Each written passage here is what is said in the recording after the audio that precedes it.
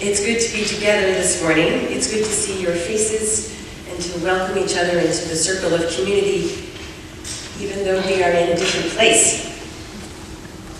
We love our sanctuary and we are used to its particular angles of sunlight and the feel of those old pews. And we are still ourselves here in this other place with stained glass and cushioned chairs.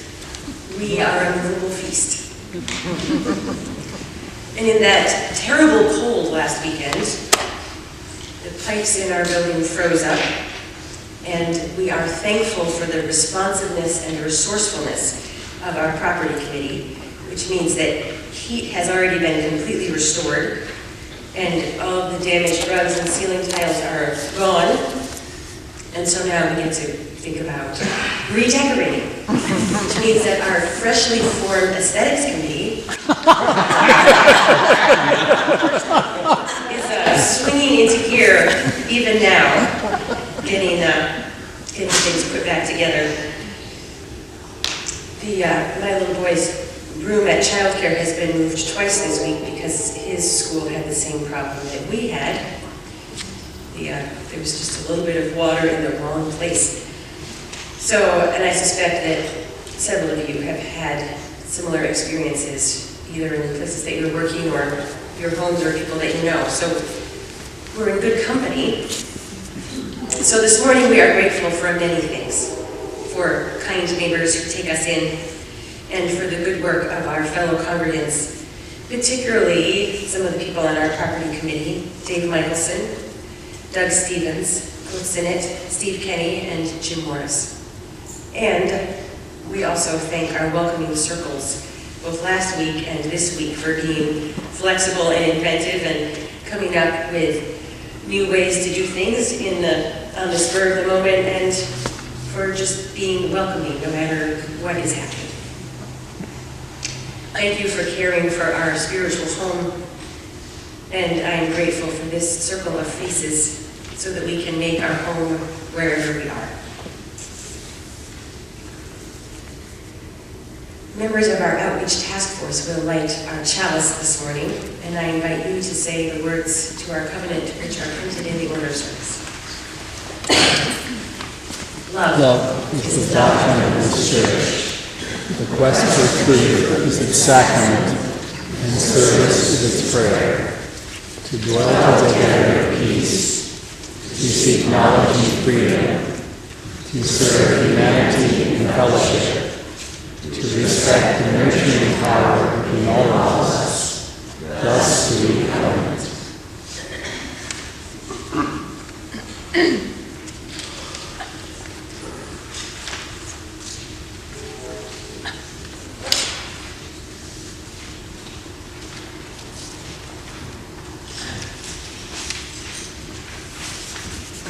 And as part of this warm flame that we kindle here, the Outreach Task Force is going to tell us how much warmth we gathered on a cold Sunday last week. So good morning, and in gratitude, it is just a pleasure to announce, as we held last week, which is hard to believe with this beautiful weather coming this weekend, that we raised $1,258 as we all sat together and huddled and thought about other people that aren't as fortunate as us. So thank you, one and all, for just that wonderful donation.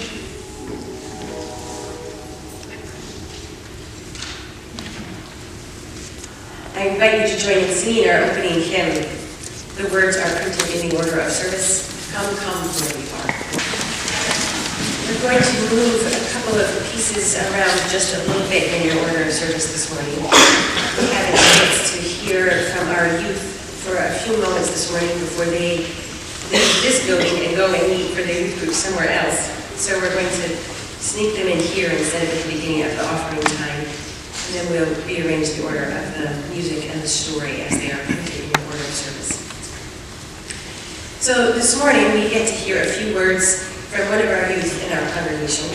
Roger Detzler Lamb has attended FUUSE for most of his life, and he has participated in a lot of programs here at FUUSE.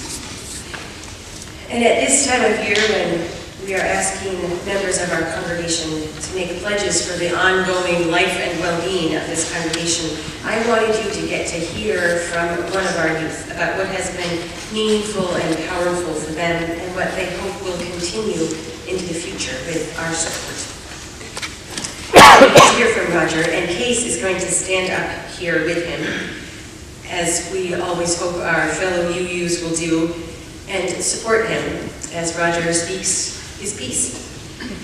Case has been working in the nursery this year, nurturing our youngest Unitarian Universalists. And this is how it often goes. There is part of what is happening at church that is visible and put into words, and there's another part that's right next to that piece that's quietly supporting what is happening. So let us hear from Roger and see Unitarian Universalism in action.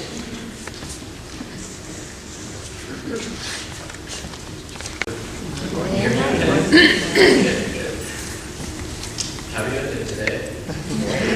All right, good. I'll leave it alone. So when I think about FUUSE, I generally think about two things, and that's OWL and First Legacy, because those were the two programs that affected me the most.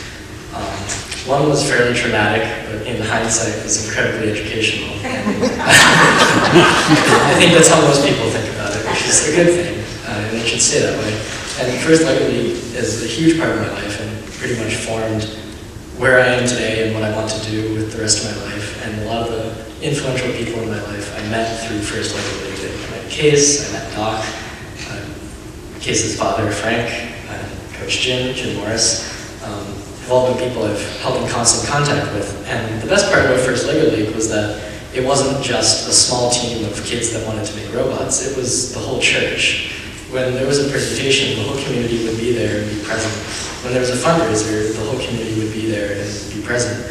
And it allowed us to do an incredibly diverse amount of things, more, I think, than your average First Lego League team, because we had the backing and driving force of hundreds of incredibly excited people who were oftentimes more excited than we were about what we were actually doing. It's very encouraging. It's not very often you have an opportunity like that where you have so many people telling you to go ahead and do something. And I'd like to see that continue.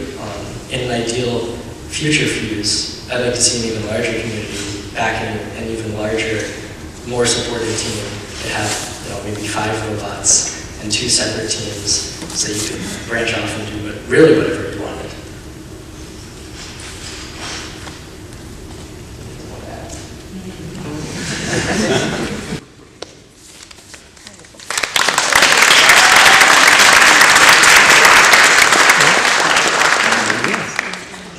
The other thing that they have done quietly behind the scenes this morning is when we arrived, I realized that we didn't have an extra mic for Joys and Sorrows. And so Roger and Case went into the back there and produced a second mic for us for Joys and Sorrows. So although they had already slipped out for youth group, they are helping out and supporting our community in all kinds of ways.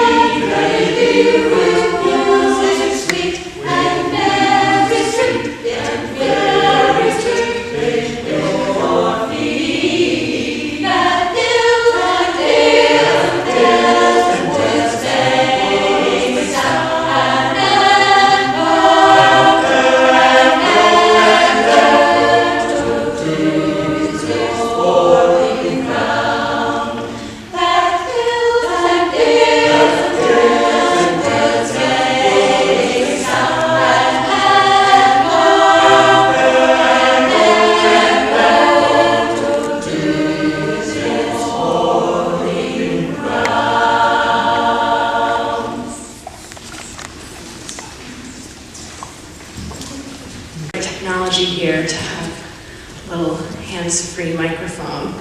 So, Lena raced barefoot to the camp entrance where relief workers threw used clothing off the back of a truck. Everyone pushed and fought for the best clothes. Lena squatted and reached, grabbing what she could. The crowd began to leave. In the dust at Lena's feet lay a brand new sandal. It was yellow with a blue flower in the middle, and when she slipped it on her foot, it fit perfectly. Lena was 10, but she had not worn shoes for 2 years. She looked around for the matching sandal. A girl stood nearby. She was thinner and darker than Lena, and she wore a blue and yellow sandal. "Assalamu alaikum," Lena greeted her. "Peace be with you." The girl only stared. She was dressed in a shalwar kameez. Her feet were cracked and swollen, as Lena's had been when she first arrived in camp. Suddenly, the girl turned, taking the matching sandal with her. In the morning, Lena went to do the washing wearing one beautiful sandal. She picked her way to the stream, careful to keep her sandal out of the filth. Her old shoes had been ruined on the many miles of walking from Afghanistan to Peshawar, the refugee camp in Pakistan. She had carried her brother Najib, no bigger than a water jug then, but just as heavy. When she looked up from her scrubbing, the girl from yesterday was standing over her. She wore one sandal that she bent over and removed. "Grandma says it is silly to wear only one." She placed the sandal at Lena's feet. Then she turned and walked away. "Wait!" Lena grabbed both sandals and followed her. "I'm Lena."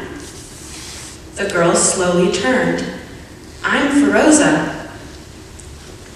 Lena held the sandals out. "We can share." "What good is one sandal for 2 feet?" Feroza frowned.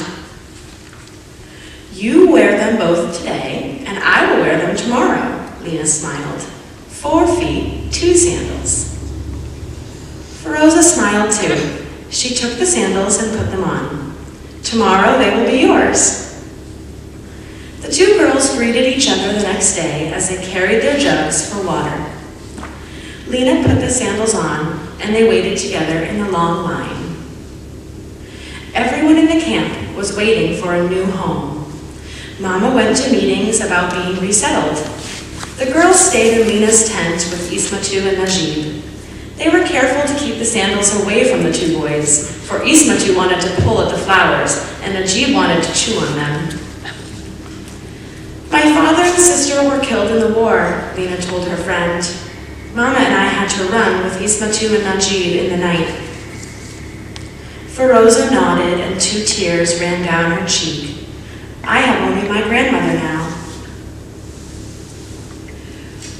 When they did not have work to do, Lena and Feroza crept up to the windows of the school and peeked inside. The school was small, with only enough room for the boys to study. The girls practiced their names in the dirt and brushed the marks away so no one would see their mistakes. Sometimes each girl wore one sandal. Other children pointed and giggled, but Lena and Feroza did not care. In the evenings, the sky turned deep blue and the first stars began to sparkle. Lena and Feroza watched for the silver of the crescent moon that signaled the beginning of Ramadan. They shared memories and whispered their dreams for a new home. One morning, they went to the stream and washed their sandals to keep them looking new. "Lena, come quick," Feroza's grandmother called. "Your mother says your name is on the list." Feroza grabbed the sandals. The 2 girls ran ahead to the office. Lena stood on tiptoes and squinted at the sun. "Mama's name, it's here. We're going to America." She looked at her friend. "My name is not there," Feroza said quietly. She looked at her feet as she spoke. Then she bent down and took the sandals off. She handed them to Lena. "You cannot go barefoot to America." Feroza gave Lena a hug. When it was time to leave, the relief worker gave Mama a large square white bag with numbers on it. All of your important papers are in this bag, he said. Feroza and her grandmother came to say goodbye. Lena pointed at her feet. Look, Mama saved her sewing money. She has bought us shoes for America. Real shoes, Feroza admired the new black leather. Here, Lena said, it is your day to wear these. The tears in her eyes were not for the sandals. Assalamu alaikum, Feroza said as she took the faded yellow and blue sandals. Peace be with you. Lena followed the others to the bus. Wait, Feroza called as she ran to her friend. You must keep one. She handed Lena one sandal.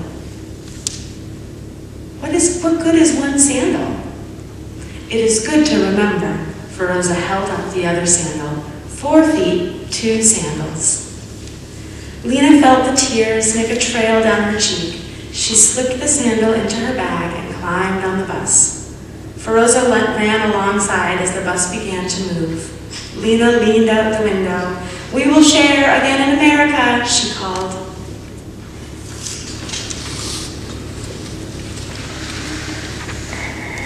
We know that there is joy and sorrow in almost every moment of this living. That in faraway parts of this world, there are people going through unbelievable struggles and they find sweetness and joy to share. And that here in our own homes, our own hearts, joys and sorrows are unfolding at this moment. And so we make time to honor that. We make time to hear from each other about those profound changes. They may be small and profound. They may be very big and visible and profound. And we know that there is silence mixed in with these joys and sorrows. And that honors all of the stories that cannot be spoken here, but are still here. If you have a joy or a sorrow in your own life that you would like to share, I have this microphone that Roger in case picked up. And you can come and stand with me here and put into words your part of the story.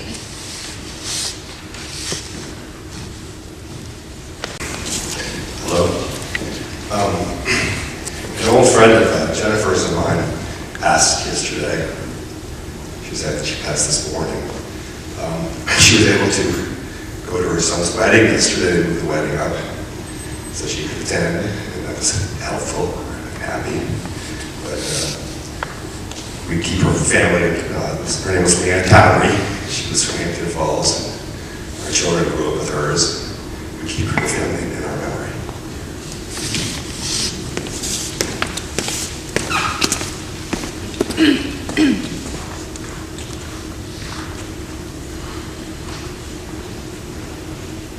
I invite you into a time of meditation.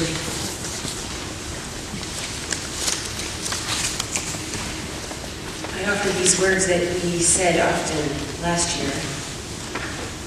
These are words that we can say for people or animals who are close to our hearts, who are part of our daily lives. And these are words that we can say for refugees far away. These are also words we can say for people with whom we have a great difference of opinion, which is to say people we are so mad at we could bite them. So you choose which person you need to say these words for in this moment. May you be happy. May you be healthy. May you be free from danger. May you be at ease. May you be happy. May you be healthy. May you be free from danger. May you be at ease. May you be happy. May you be healthy. May you be free from danger. May you be at ease.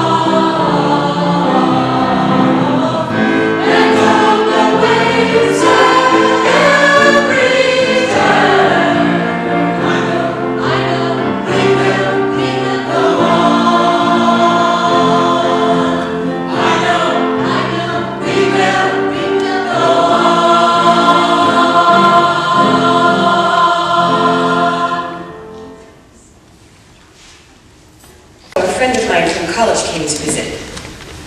He came to town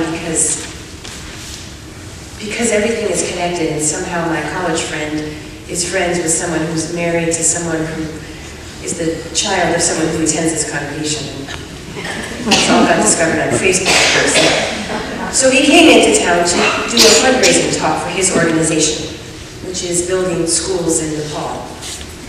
What started as an organization to build schools in Nepal, and now it is an organization that is rebuilding schools in Nepal. Since the earthquake, they have taken on a different set of work. And he is Nepalese, and has spent the 20 years since we graduated from college traveling the whole world as a teacher. He has lived on every continent, seen the 7 wonders of the world, and then some. And now he's living outside of Boston, trying to raise money to build schools for Nepal, for towns that are probably the size of his campus. And he's doing that because going to school changed his life. He's Nepalese, but his family is actually from Tibet. And Nepal is a Hindu country.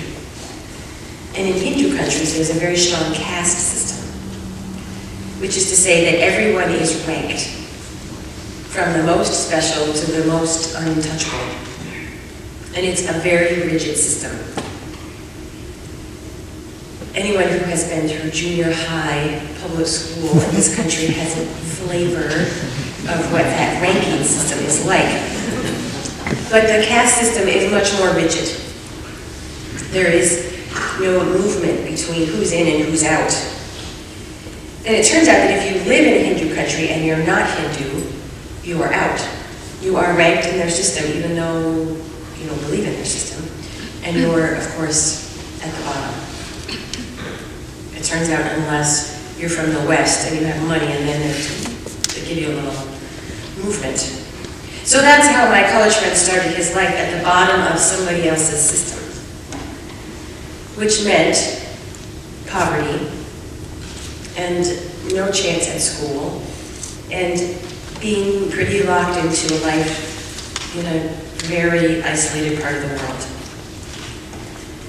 But he has a story that is similar to a story that some of you have, that is similar to someone in my family, which is although he was poor and not much was expected for his life, he had a teacher who spotted him in class and said, there's a mind at work here, and urged his parents to find a way for him to go to school, which somehow they figured out.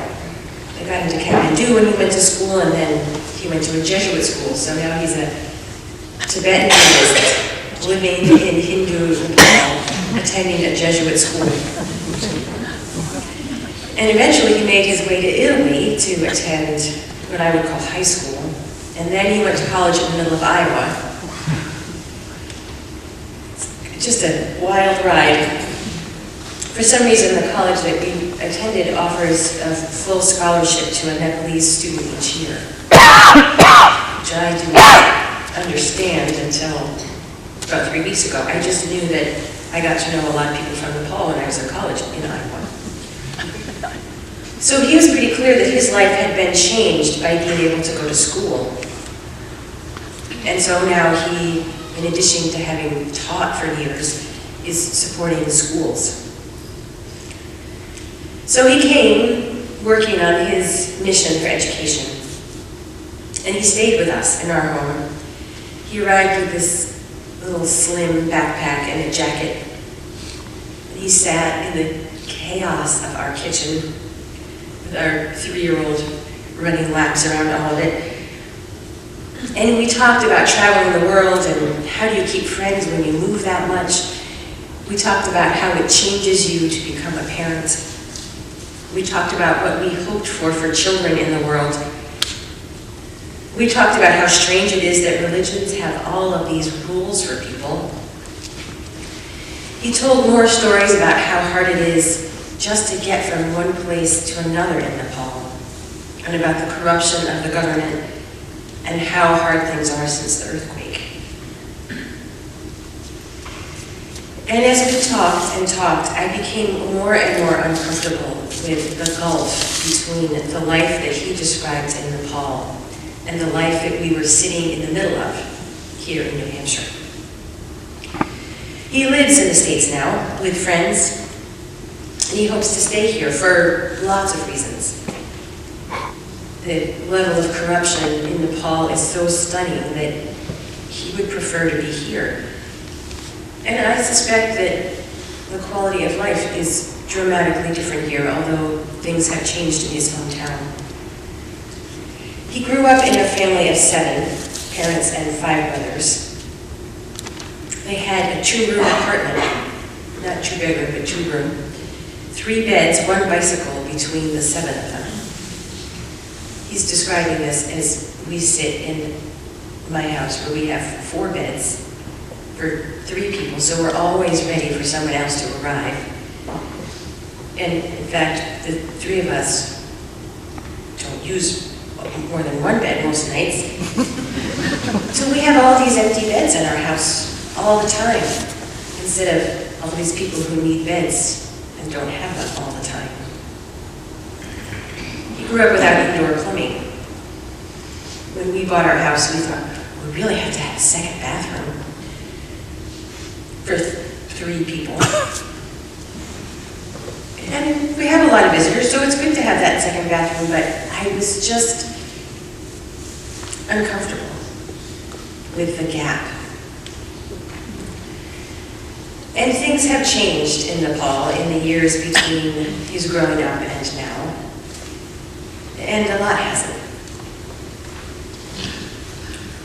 So I was thinking about how we needed to rent out part of our house so we could take in more people, and we should sell off most of our stuff because we have way too much stuff, which is true no matter what. As I was mulling on everything that was wrong with our life, we got ready and came to church on Sunday morning a few weeks ago. And I noticed that I use a Tibetan singing bowl at the beginning of every service. And I, in fact, didn't get a chance to talk to my friend about what it was like for him to be here and hear a Tibetan singing bowl.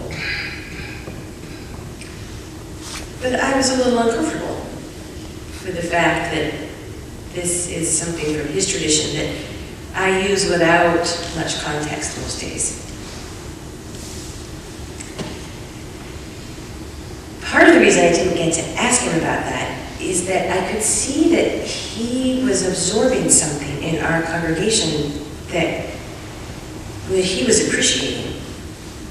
And one of the things that he observed to me early on was that not only was there a woman leading this spiritual community, but that no one in the community seemed to give it a second thought. It seemed to be just, well, why not? Really, it's just that no one was thinking about it. And that was a stunning revelation to him, to be somewhere where it was just normal behavior for a woman to be leading this way. He says that he has encountered different religions around the world, and that this is really globally very uncommon.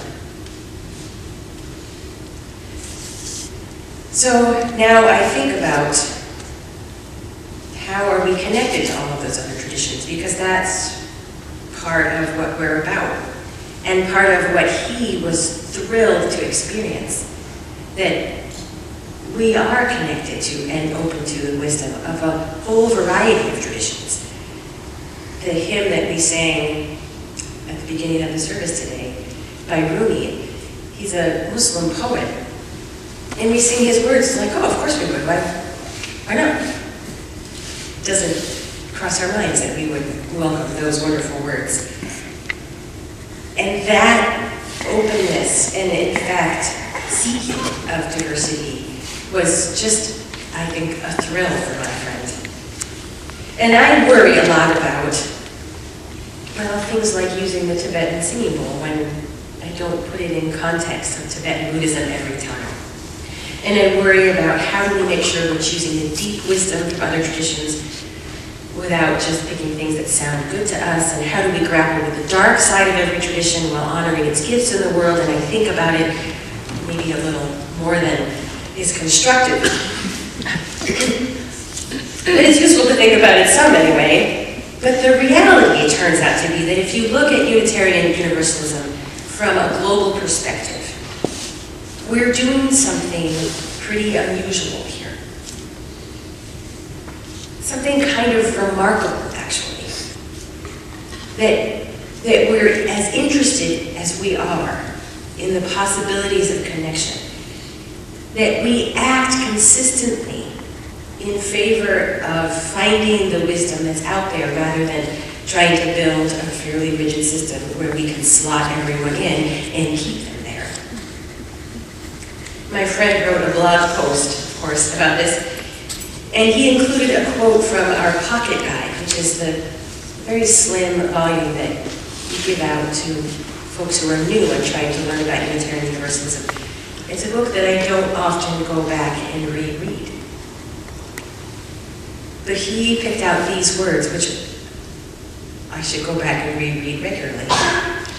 We Unitarian Universalists have inherited a magnificent theological legacy. In a sweeping answer to creeds that divide the human family, Unitarianism proclaims that we spring from one source, and Universalism claims that we share a common destiny.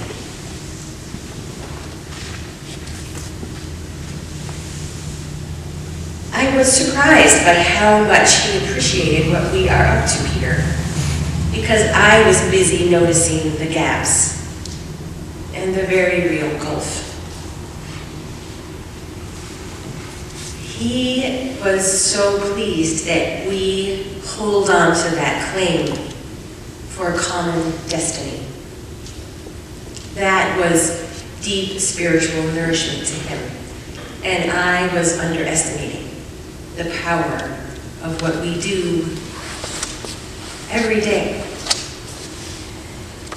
He's been all over the world, lived in incredible poverty, and seen astonishing love. And what we're up to stood out to him. I get down in the weeds most days, especially when things like pipes bursting happens, and I forget to look up and really look up and see us from that wider perspective. So this visit from my friend inspired two things in me. One of them is to take Unitarian Universalism more seriously.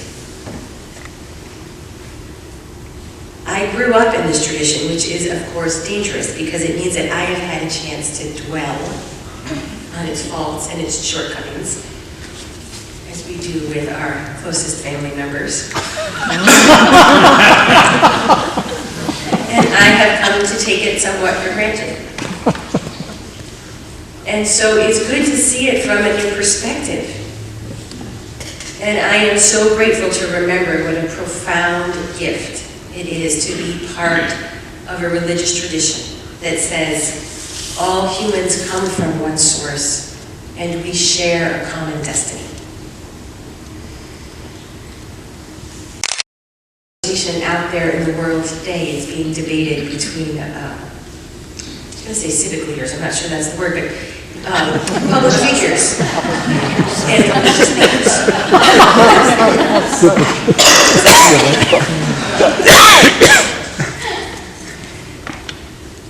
And we've been clear and public and consistent.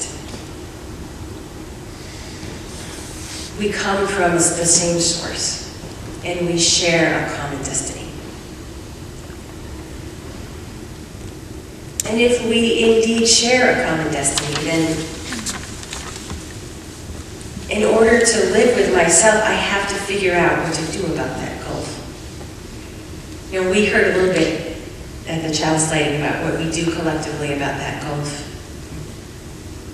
We gather together our money and try to keep other people warm, especially when we experience what it's like to be cold. But the truth is, this congregation has been really amazing.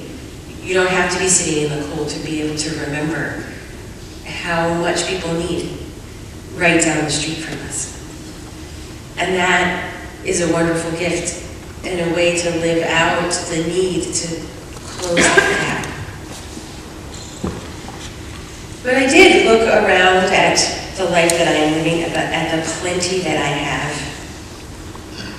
and thought, we have to figure out a way to do this differently. Because I can't be a committed spiritual Unitarian Universalist person and just go along with that gulf that big in the world.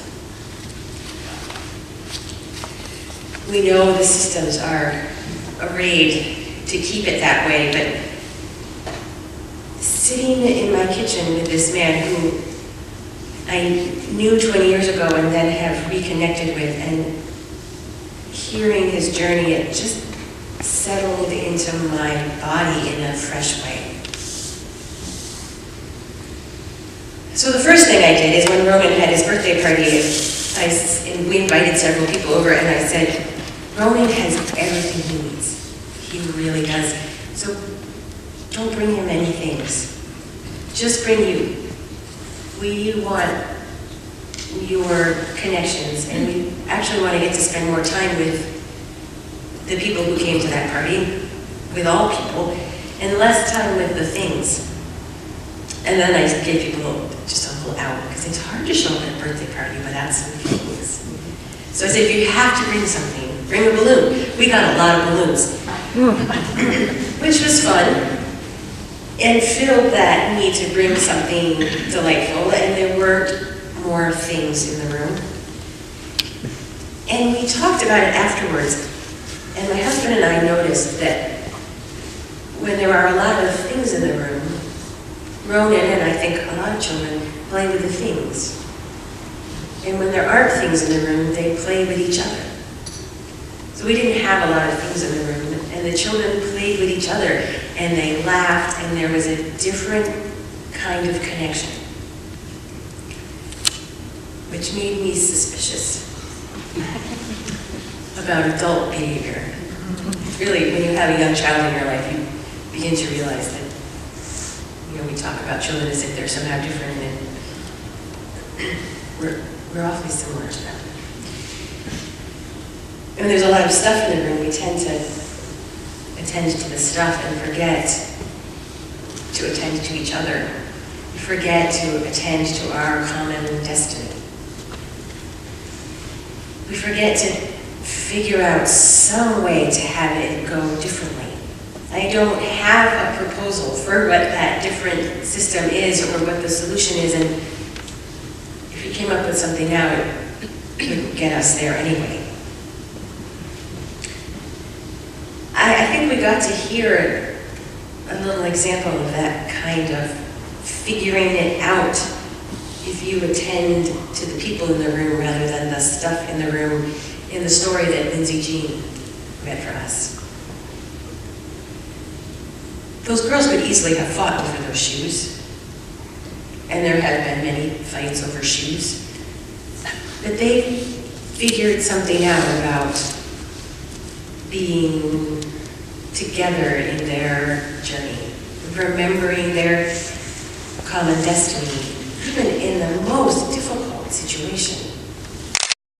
Figure out a way to bridge that gulf so that they got shoes half the time anyway, instead of never being able to walk quite right. Which is how I think we are in the world right now, not walking quite right. So I'm hoping that I can have our friend come and visit again, come and sit with us over a meal. I'm hoping that our community can figure out some ways to share meals with all kinds of people who are right around us, our neighbors. I think I mentioned it, and you've heard some planning to have a meal with our Muslim neighbors. And we had trouble getting that organized in time for the beginning of March, but that meal will come about later this spring. And I hope we'll have other meals so that we can offer the world what we're receiving today, which is a welcome in a difficult time. A reminder that we can create new possibilities with each other when things aren't as we want them to be. This morning we take up an offering to support this community and this tradition, this claim for a common destiny. So we'll put money in the basket to support this gathering of fine humans, this collection of Northern New Englanders. And it turns out that we are putting money in the basket to shine a light out into the world. That it is possible to honor each other's religious insights. That it's possible to cherish all life. That it is possible to combine education and a religious life. That it is possible to build more connections. And we will take up our offering this morning, mindful that we are tending to our building, our home, down the street and around the corner, that place where we usually gather our lively spirits that needs some care after a difficult week. If you want to come and see what is happening in the building, if you can mingle here for a few minutes after the service, either I or someone else can be over there and have the door open so that you can walk through and see things. When a friend isn't doing well, it's nice to stop by and see how they are. There are candles available up front. You'll have to come up onto the chancel. There are candles back here if you wish to light one silently during this time. The morning offering for the gifts of this congregation will now be received.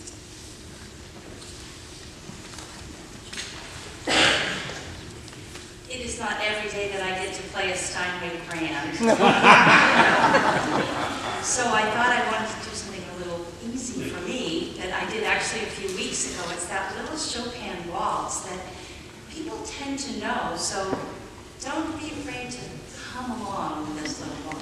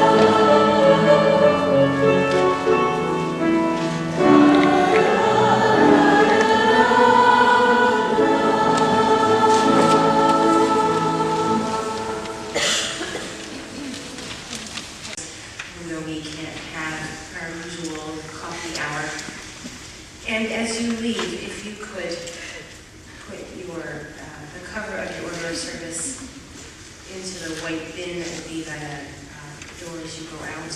And you could take out the inside of it and take anything with you that you want to have. But if you could leave these in the white bin, that would be helpful as we need to reset for the service that Phillips Exeter Academy will have here shortly. Please join in our knees in benediction. The words are printed in the order of service or on your heart. Go in peace. Speak the truth. Give thanks each day. Respect the earth and all creatures.